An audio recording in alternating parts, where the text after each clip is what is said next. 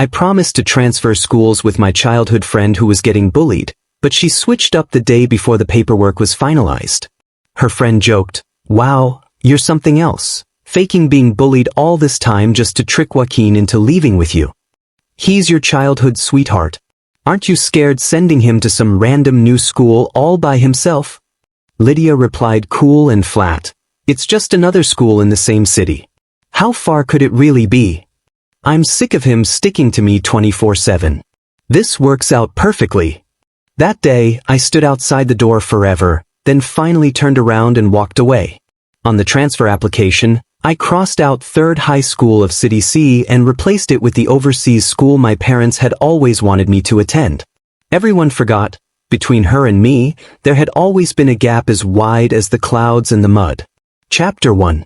The moment I heard the truth, my heart shook violently. For the past month, Lydia had been beaten, framed, and humiliated over and over again. I did everything I could to protect her, but I couldn't always get there in time. When I finally couldn't take it anymore, I suggested she transfer schools. That day, Lydia had just been drenched in ice water. Her delicate face was pale and miserable. She grabbed my hand helplessly. "Joaquin, I'm scared. I don't dare go to a strange place alone." Lydia and I had been childhood friends since kindergarten, walking to and from school together for more than 10 years. And somewhere deep down, I'd quietly fallen for her. So without thinking, I blurted out, "Don't be afraid. Wherever you go, I'll go with you." Only now did I realize it was all an act, one big setup just to get rid of me. I couldn't help wondering, did Lydia really hate me that much? Inside the private room, the voices kept going. "Joaquin is seriously whipped for you. Aren't you worried he'll fall for someone else once he's at another school?" "Him." Lydia let out a mocking laugh, like she just heard the dumbest joke ever. "He stopped a whole group fight for me. Even when he got beaten black and blue, he didn't back down once. You think he'll suddenly stop liking me?" Someone muttered, "But what if Joaquin snaps? He doesn't look like someone easy to mess with." Lydia's tone turned lazy. "There are tons of pretty girls at First High. Have you ever seen him look at anyone else?" Her voice carried obvious disdain. "All he does is follow me around. He's clingier than a loyal puppy." The room exploded in sharp laughter, every sound slapping me straight in the face. I wanted to leave, but my feet were glued to the floor. I listened, and it hurt like hell. Someone clicked their tongue. First time I've seen someone personally shove away a guy who adores her. Respect, girl. But if you don't like Joaquin following you, why not just tell him straight? He doesn't seem like the type to harass anyone. Lydia made an annoyed sound. "Joaquin's too overbearing. If I told him directly, it wouldn't be that easy to get rid of him." Then her tone changed. "Besides, Oliver feels insecure whenever he sees Joaquin. He only feels okay when I'm with him. For Oliver's sake, I had to do it this way. Joaquin can just suffer for a while." The room went quiet for a second, then it clicked for everyone. By timing alone, Lydia had started pretending to be bullied just a week after Oliver transferred to First High. Someone laughed. "Damn girl, you move fast. The new puppy-faced guy just arrived and you're already locked on." But Oliver is cute, gentle, delicate. Anyone would fall for him. Unlike Joaquin, cold and distant all the time. Yeah, he's handsome, but that icy attitude kills it. Their words about me rose and fell like waves, crashing over me again and again. And Lydia, the girl I'd secretly loved for years, didn't stop them. She didn't deny it. Sometimes she even agreed. Standing outside the door, my heart sank into a dark abyss, empty, suffocating, and heavy with pain. For a second, I wanted to kick the door open and demand answers. Ask her why she lied to me. Ask if she felt even a shred of guilt when I got beaten protecting her. Ask if our 10 years together meant anything. Then my mother's words echoed in my head. Don't do unnecessary things. People don't rot overnight. I turned around and walked away. Chapter 2. The pain crept in quietly, sharp and thin, delayed, but deep. At first, I didn't think I'd be this heartbroken. Being betrayed by a friend? People get over that eventually. But the one who crossed the line first was Lydia.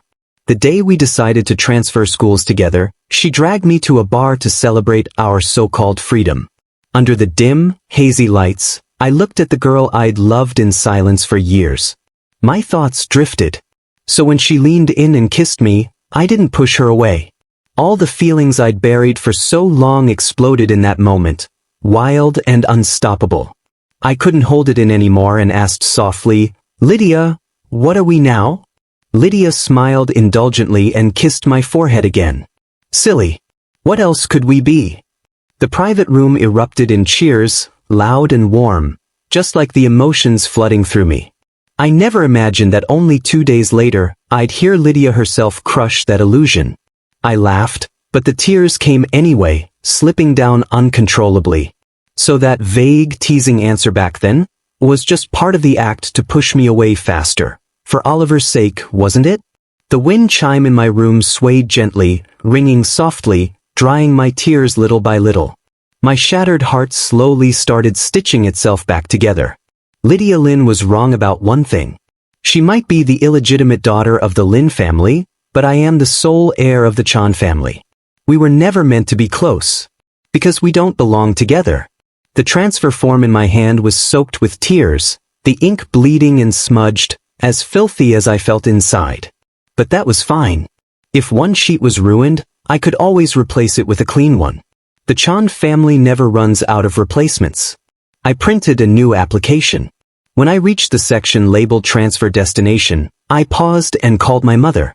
"Mom, that school abroad you mentioned, what high school was it again?"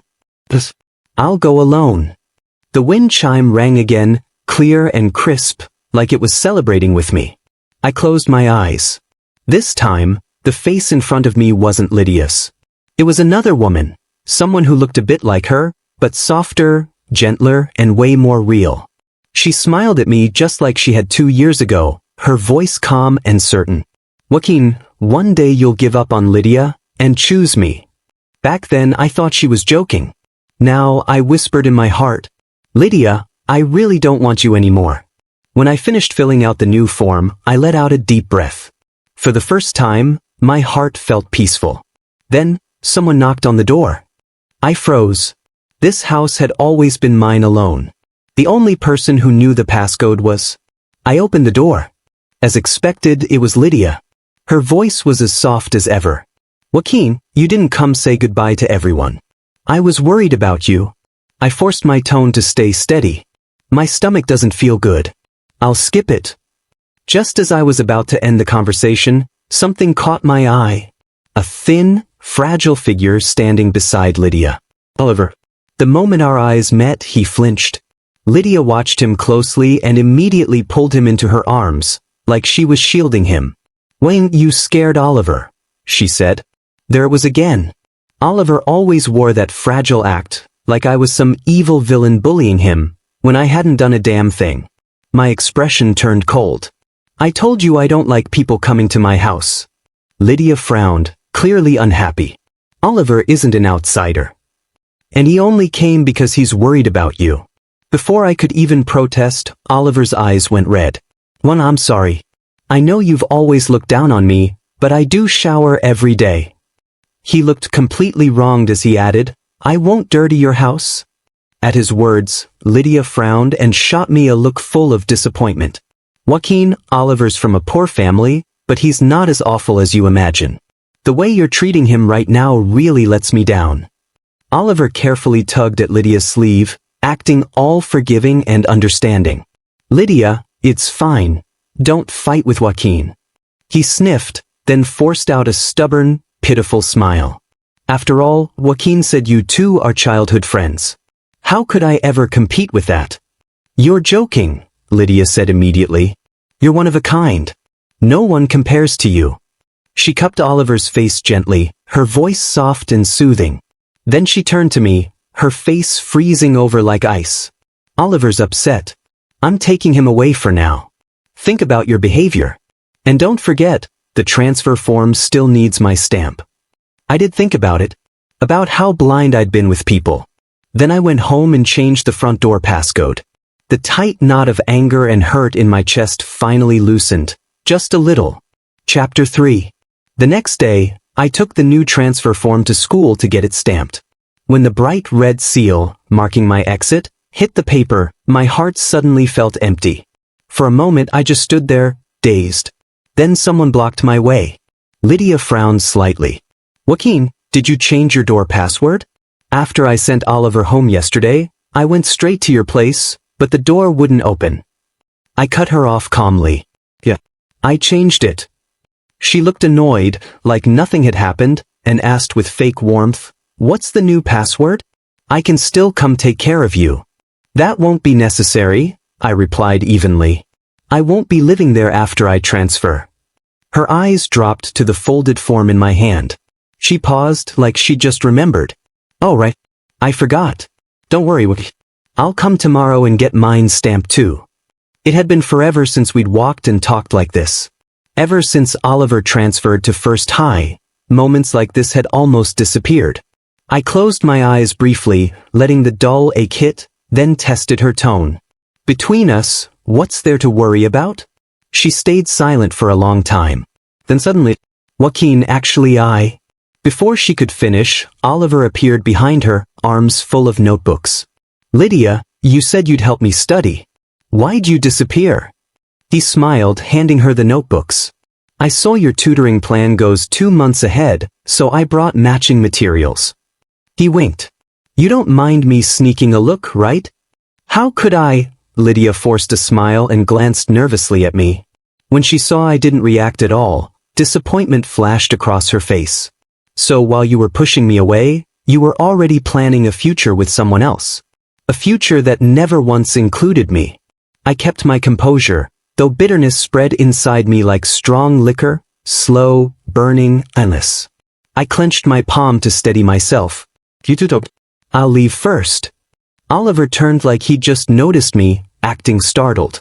"Gee, are you mad because Lydia's studying with me? I come from a poor family. I don't have what you have." His voice cracked again, same old act. I was done playing along. My voice went cold. "Move." Whatever guilt Lydia had vanished instantly. She grabbed my wrist, furious. "Joaquin, what kind of attitude is that?" Without warning, she yanked me toward Oliver and yelled, "Apologize to him." Something inside me finally shattered, clean, final. This time, I didn't hesitate. I raised my hand and slapped Lydia hard across the face. "Lydia," I said, my voice low and shaking with rage, "the one who should apologize is you. But not to Oliver. To me." Chapter 4. I started packing up everything Lydia had ever given me. The tie, my 18th birthday gift. I wore it once. Not long after, I saw Oliver wearing the exact same one. He'd blushed and said shyly, "Lydia said, whatever someone else has, I should have too." The limited edition figurine, only the box remained. Lydia had taken the figurine, saying she liked how my cologne lingered on it. The next day, it was sitting on Oliver's desk. The custom leather shoes from my coming-of-age ceremony. The indigo-scented diffuser. Everything I thought was special, mine alone, had already been given to someone else. Not shared. Handed over. Preferentially. I thought of how gently Lydia treated Oliver, how endlessly she indulged him. A cold smile curved on my lips. If that's how it is, then none of this needs to exist anymore. I booked a flight for the next day, planning one last quiet night. At 2 a.m., my phone rang. Half asleep, I answered. Silence. Then Lydia's voice. "What?" "I'm sorry." My mind snapped awake. Her tone grew heavy. "Oliver hurt himself. I can't leave him alone. So, I'll delay the transfer." My lifted heart crashed straight into the ground. Pathetic.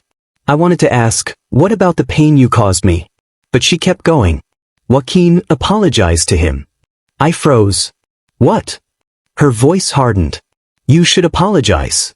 Can you honestly say his self-harm has nothing to do with you?" That's when I understood.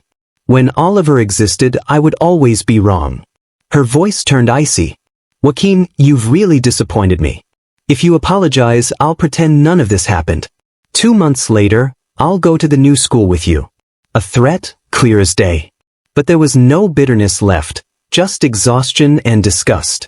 I hung up, blocked her, deleted her number. For the first time, I actually looked forward to my flight. When I landed abroad, the scenery felt like a deep breath. Someone reached for my suitcase. I looked up and met the real daughter of the Lin family. Joaquin, she smiled softly. Long time no see. I smiled back. Long time no see, Bianca. What? I'm sorry. My mind snapped awake. Her tone grew heavy. Oliver hurt himself. I can't leave him alone. So, I'll delay the transfer. My lifted heart crashed straight into the ground. Pathetic. I wanted to ask, what about the pain you caused me? But she kept going. Joaquin apologized to him. I froze. What? Her voice hardened. You should apologize. Can you honestly say his self-harm has nothing to do with you? That's when I understood. When Oliver existed, I would always be wrong. Her voice turned icy. Joaquin, you've really disappointed me. If you apologize, I'll pretend none of this happened. 2 months later, I'll go to the new school with you. A threat, clear as day. But there was no bitterness left, just exhaustion and disgust. I hung up, blocked her, deleted her number. For the first time, I actually looked forward to my flight. When I landed abroad, the scenery felt like a deep breath. Someone reached for my suitcase. I looked up and met the real daughter of the Lin family. Joaquin, she smiled softly. Long time no see. I smiled back. Long time no see, Bianca. Before we could say more, my phone rang again. Lydia's friend. I answered. Lydia sounded anxious. Joaquin, which class at Third High did you transfer into? Everyone says they've never seen you. Chapter 5. Before I could reply, Bianca spoke lightly. Joaquin, want me to take you to your new school first? Her voice was innocent, casual. Lydia's voice suddenly shot up. Joaquin, you're with Bianca? Where are you right now? I pulled the phone away slightly. Her voice sounded ridiculously sharp. Where I am, I said coolly, has nothing to do with you. She ignored that completely. You went to Bianca just to piss me off? You'd even go after that kind of woman? Her words got uglier by the second. Enough, I snapped. Taking a breath, I said clearly, Lydia, the only truly disgraceful person is you. I ended it. Blocked her. Deleted her forever. Silence. Sorry you had to hear that, I said to Bianca. She smiled faintly. Then make it up to me with dinner. She winked. My thank you gift. I exhaled and smiled back. Of course. The two Lin sisters. Man, what a wild contrast. When Mr. Lin had an affair and the mistress gave birth to Lydia Lin, the original Mrs. Lin didn't hesitate for a second. She moved fast and ruthless, snatched more than half of the Lin family fortune, divorced on the spot, and left with her daughter, the brilliant Bianca Lin. After that, Bianca changed her name to Bianca Sun, took her mother's surname, and settled overseas. My mom had always admired those two.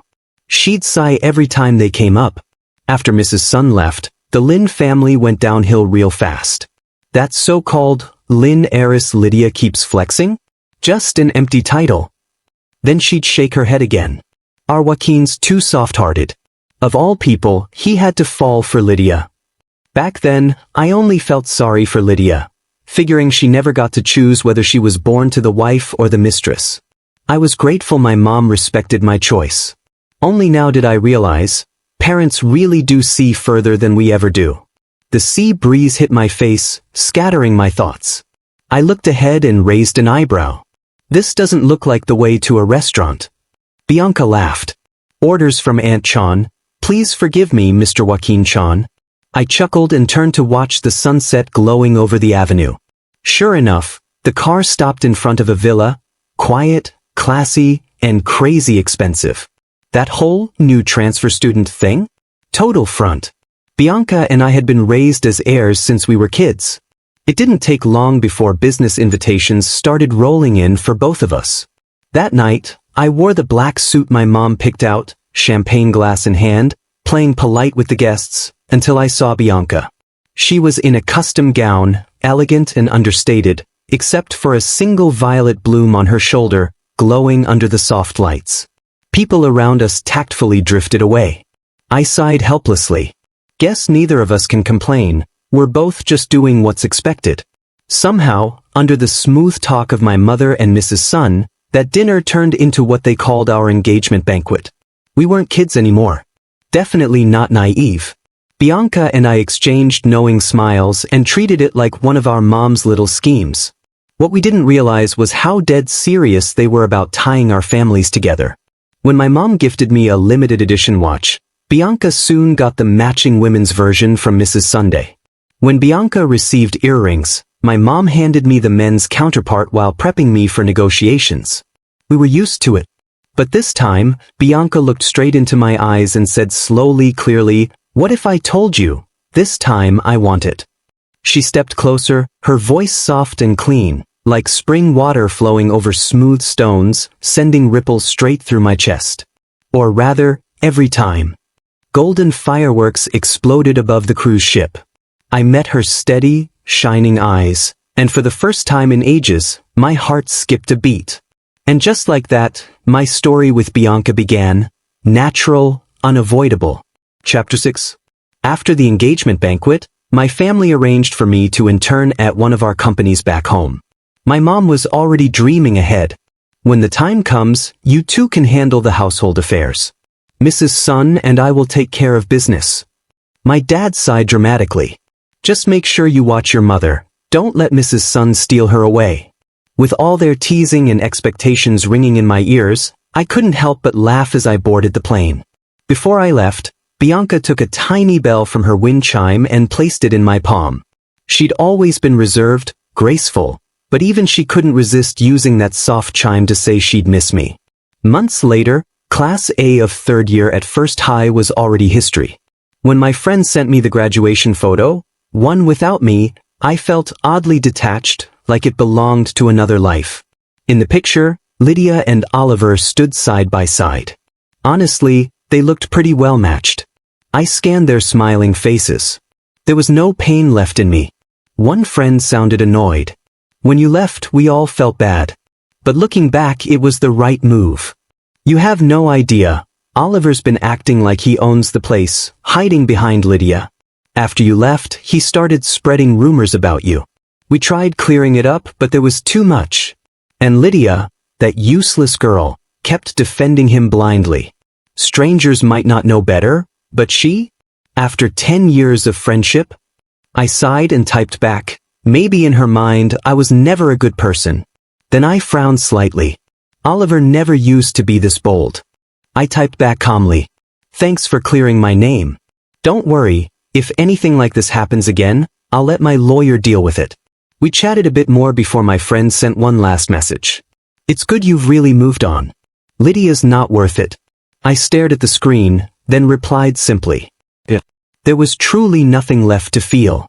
The girl I once loved so deeply was now just casual conversation. Time really does heal everything. Chapter 7. The company headquarters was in the same city, so I drove home to grab some files. My mom had bought me a small villa with a garden, so you'll live comfortably, she said. I unlocked the gate, but before I could step inside, something made me freeze. Someone was sitting in the hallway by the door. She turned her head, and I met a pair of red, swollen eyes. My brows knitted. Lydia? How did you get in here? Then I noticed her knees, bruised and scraped. You climbed over the gate? I snapped.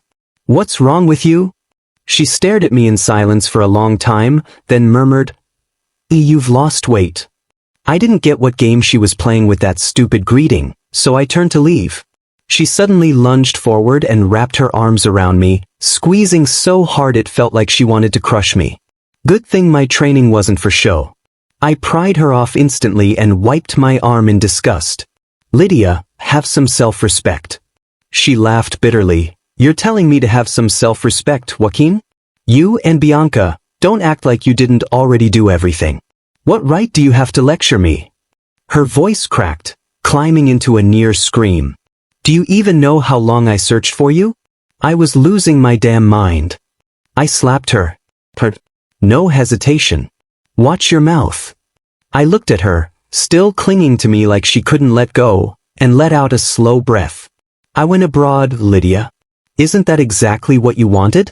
You faked being bullied, let me take all the beatings and humiliation for you. So what? The plan worked, and now you're unhappy. The color drained straight from her face. Her lips trembled as she stared at me, totally speechless. Why, you knew? Joaquin, I can explain. I shrugged. But I don't take explanations. Then, deliberately calm, I leaned in closer. My gaze shifted toward the doorway, where Oliver had just appeared. I lowered my voice, just enough for both of them to hear. You posted that bloody bedsheet photo yourself, I said softly. What makes you think you still have the face to show up here again? Lydia, you're honestly pathetic. I turned and walked inside, calling one of my nearby bodyguards to kick them both off the property. As I passed the window, a shout cut through the air outside. You useless piece of trash, you've embarrassed me completely. A sharp slap followed, loud enough to carry even through the soundproof glass. Out of the corner of my eye, I saw Oliver clutching his cheek, crying like a kid. I pulled the curtains shut and sent Bianca my usual message. Busy right now. Miss you. Chapter 8. The next time I saw Lydia was at a welcome dinner my friends had thrown for me. We were all adults now, and the conversations had naturally shifted toward business deals, partnerships, investments, real grown-up stuff. The lights were soft, the wine pleasantly sweet, the vibe surprisingly chill.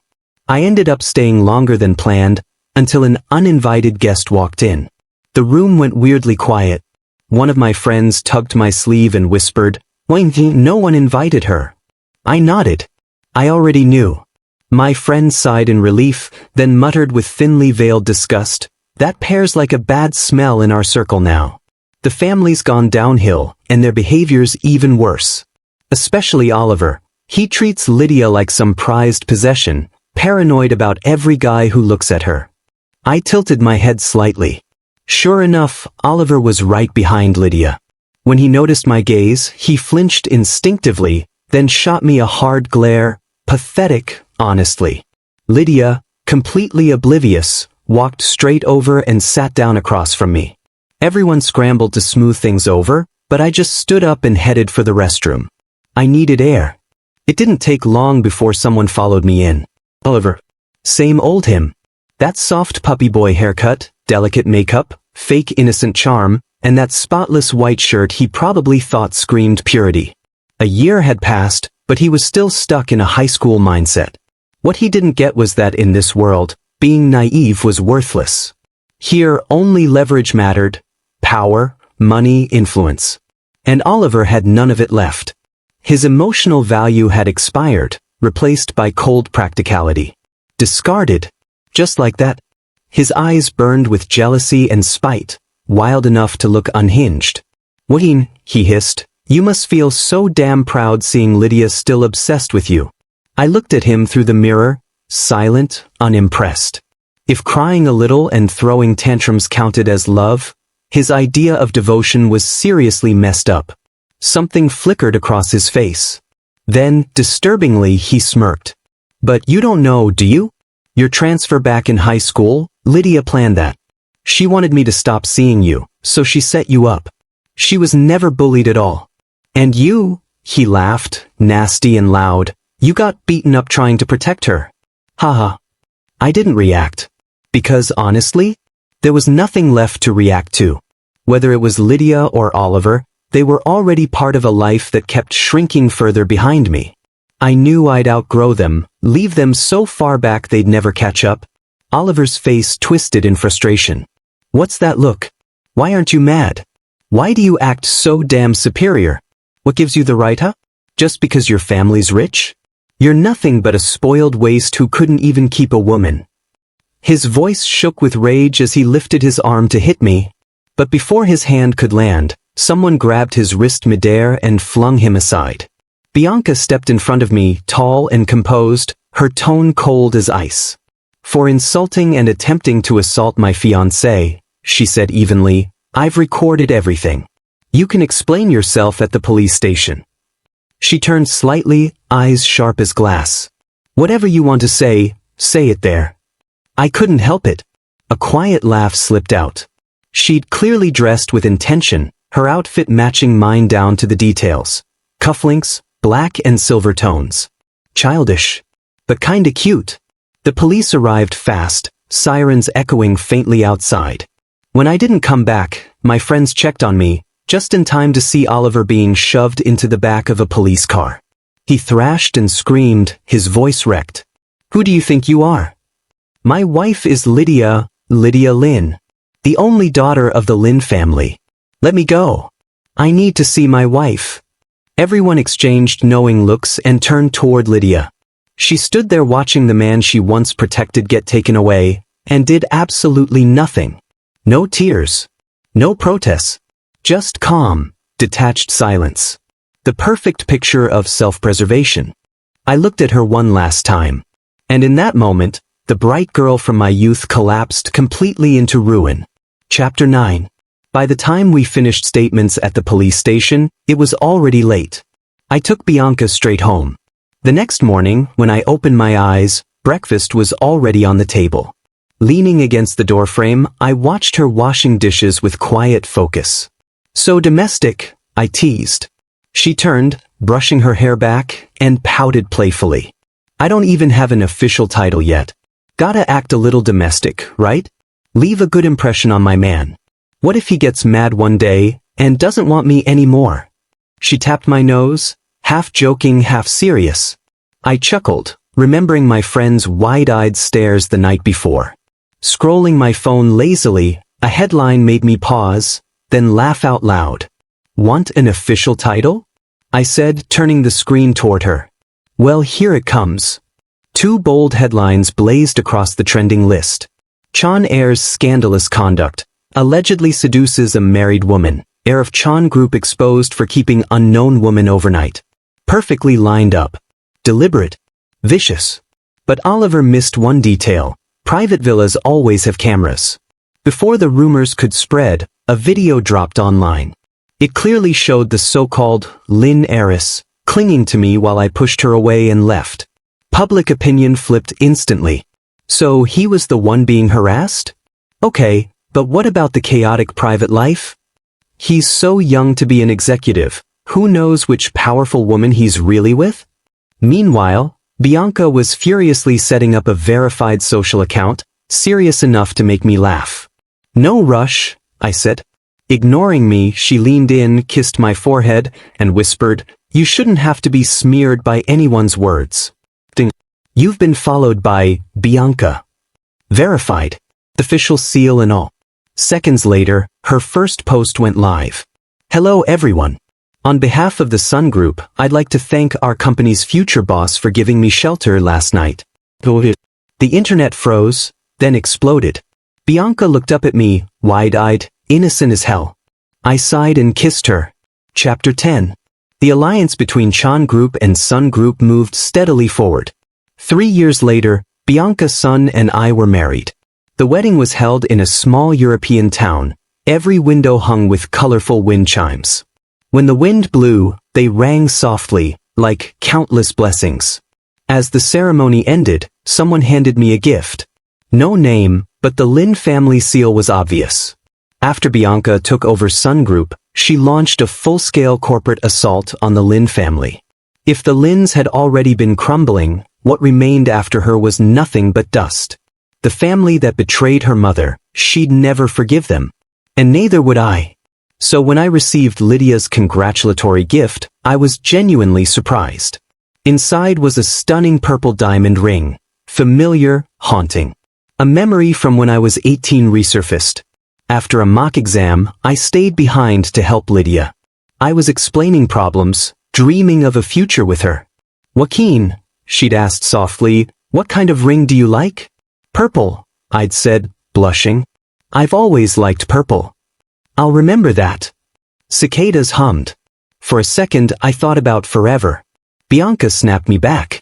Her company's ruined and she still sent a purple diamond. Must have emptied her savings. I chuckled. "Donate it." Because the truth was, the purple wind chime came first. Back when Bianca was 16, awkward and untouched by business, she'd visited the Lin estate and overheard someone say, "Our Joaquin loves purple." She smiled. Purple was her favorite too. On a whim, she stayed 2 extra days. Watched everything. And envy took root. The day she left, she gave him the wind chime. 16-year-old Joaquin just smiled. Have a safe journey. Later, life became clear. No regrets.